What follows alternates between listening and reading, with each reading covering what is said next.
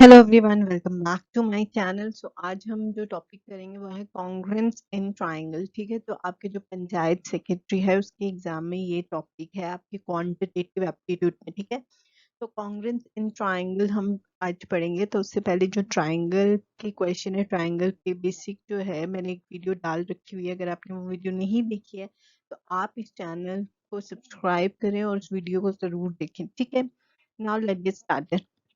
सो सबसे पहले तो कॉन्ग्रुएंस इन ट्रायंगल होता क्या है? कॉन्ग्रुएंस क्या होता है? देखो, जब कोई दो ट्रायंगल हो, ठीक है, मान लीजिए दो ट्रायंगल हो। अब जब उनको आप कंपेयर करते हैं और जो पहला ट्रायंगल है वो दूसरे ट्रायंगल की साइड से इक्वल हो, ठीक है, साइड्स इक्वल हो और एंगल्स इक्वल हो, तो उस दोनों ट्रायंगल को कॉन्ग्रुएंस कहते हैं। ठीक है, कॉन्ग्रुएंट हो। ठीक है, तो कॉन्ग्रुएंस का मतलब होता है कि जो एक ट्रायंगल हो वो क्या हो, दूसरे ट्रायंगल की मिरर इमेज हो। ठीक है, तो कॉन्ग्रुएंस का मतलब यही है ट्रायंगल में, जब दो triangle, triangle A and triangle B जो है वो एक दूसरे के क्या हो, मिरर इमेज हो। ठीक है, एक जो है दूसरे की मिरर इमेज हो, एक जैसे उनके एंगल हो और एक जैसे उनकी साइज हो, तो उनको कॉन्ग्रुएंस इन कॉन्ग्रुएंस कहा जाता है। ठीक है, तो अब इसमें कंडीशंस हैं कॉन्ग्रुएंस इन ट्रायंगल में। ठीक है, तो देखिए आगे देखते हैं हम। तो देखो यहाँ पे जो है आपके पास कितनी 5 जो है कंडीशन आ जाती है, जिससे आप ये पता लगा सकते हैं कि दो ट्रायंगल जो है वो कॉन्ग्रुएंट है कि नहीं। ठीक है, अब क्या कंडीशन है? पहली कंडीशन देखिए, side side side means S S S.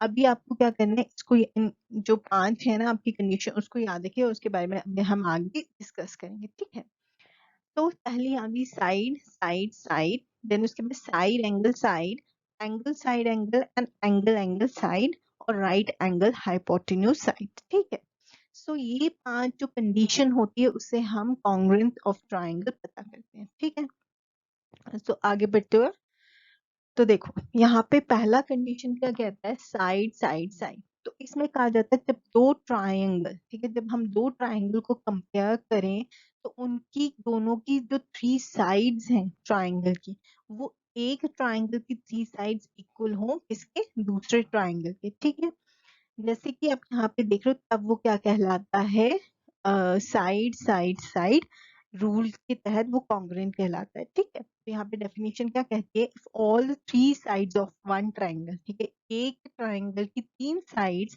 अगर इक्वल हैं to the corresponding 3 sides of second triangle, then the two triangles are said to be congruent by S S S rule.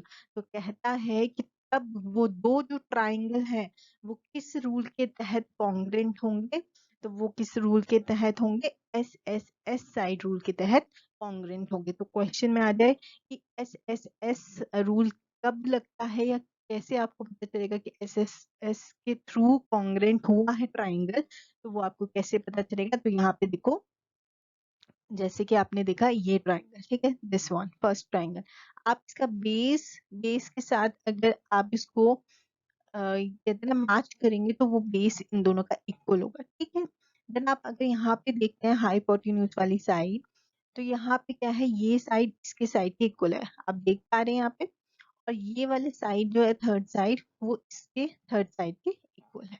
ठीक है, जब तीनों side एक triangle की दूसरे triangle के साथ मैच कर जाए तो वो क्या होती है, एस एस रूल के थ्रू कॉन्ग्रुएंट होती है। ठीक है, और ये जो साइन है आपका, ये कॉन्ग्रुएंट का साइन है। ठीक है, सो ये रूल आपको समझ आ गया। अब हम नेक्स्ट रूल की तरफ बढ़ते हैं। देखो, अब कहते हैं साइड एंगल साइड, वहां पे हमने साइड साइड साइड पढ़े, अब हमें पढ़ना है साइड एंगल साइड के बारे में।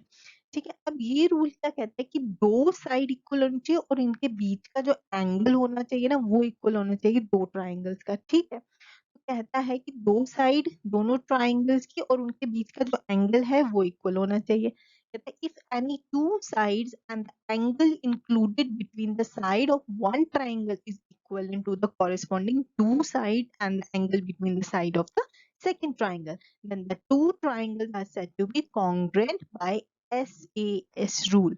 कहता है जब एक ट्राइंगल की दो साइड, यहाँ पे आप देख पा रहे हो, जैसे ये साइड इक्वल है दिस साइड के और ये साइड है इक्वल है दिस साइड के, और इनके बीच का जो ट्राइंगल है और इनके बीच का जो एंगल है वो क्या है, बराबर होता है।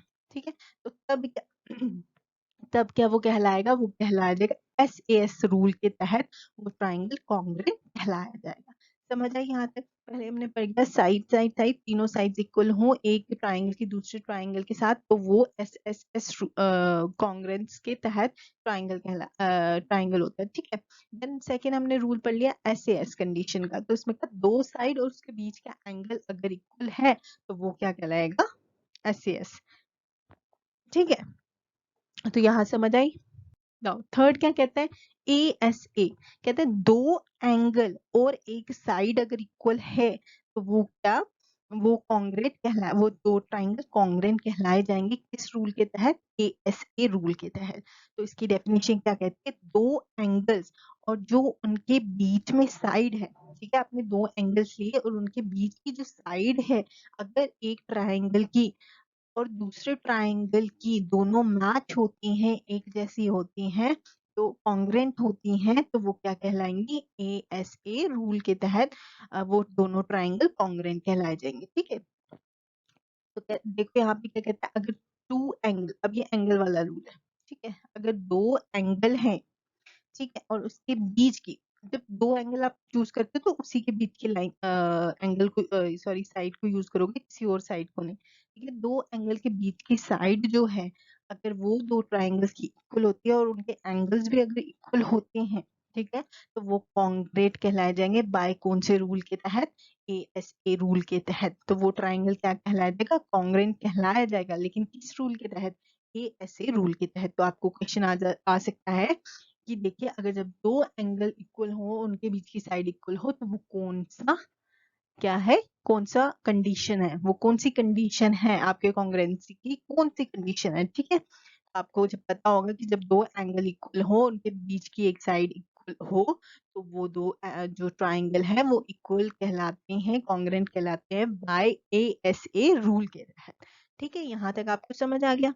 नाउ नेक्स्ट कहता है AAS रूल, क्या कहता है, कंडीशन क्या है, एंगल एंगल साइड। ठीक है, कहता है जब दो एंगल, ठीक है, दो एंगल और उनके बीच में इंक्लूडेड नहीं हो साइड, ठीक है, व्हेन दो एंगल और non included side of a triangle are equal to the corresponding angles and side of another triangle, then the triangle are said to be congruent।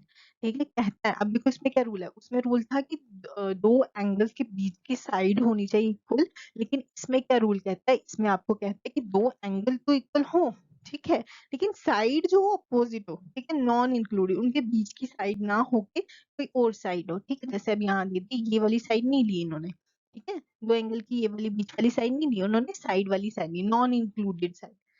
ठीक है, नॉन इंक्लूडेड साइड जो है अगर वो इक्वल हो, equal होती है दोनों ट्राइंगल की, तो वो कॉन्ग्रुएंट कहलाता है। तो किस कंडीशन के through, AAS means angle angle side के रूल के थ्रू वो कॉन्ग्रुएंट कहलाते हैं दो ट्राइंगल। ठीक है, तो आपको ये वाला भी कंडीशन याद रखनी कि एंगल एंगल साइड में क्या रूल है आपका, आपका ये रूल है दो एंगल्स इक्वल हो लेकिन नॉन इंक्लूडेड साइड हो, उनके बीच की साइड नहीं, नॉन इंक्लूडेड जो उनके बीच में साइड नहीं आ रही है, वो अगर इक्वल होती है एक ट्राइंगल की दूसरे ट्राइंगल के साथ, तो वो कौन से रूल के तहत कॉन्ग्रुएंट कहलाता है, वो AAS रूल के तहत कॉन्ग्रुएंट कहलाता है। ठीक है, नाउ नेक्स्ट देखो RHS, अब इसका फुल फॉर्म क्या है, right angle hypotenuse and side. ठीक है, अगर आपने पहले पढ़ा है राइट एंगल ट्राइंगल, तो आपको पता है हाइपोटेन्यूज कौन सा होता है आपका, ये वाला। ठीक है, ये परपेंडिकुलर साइड होती है और ये आपकी बेस साइड होती है।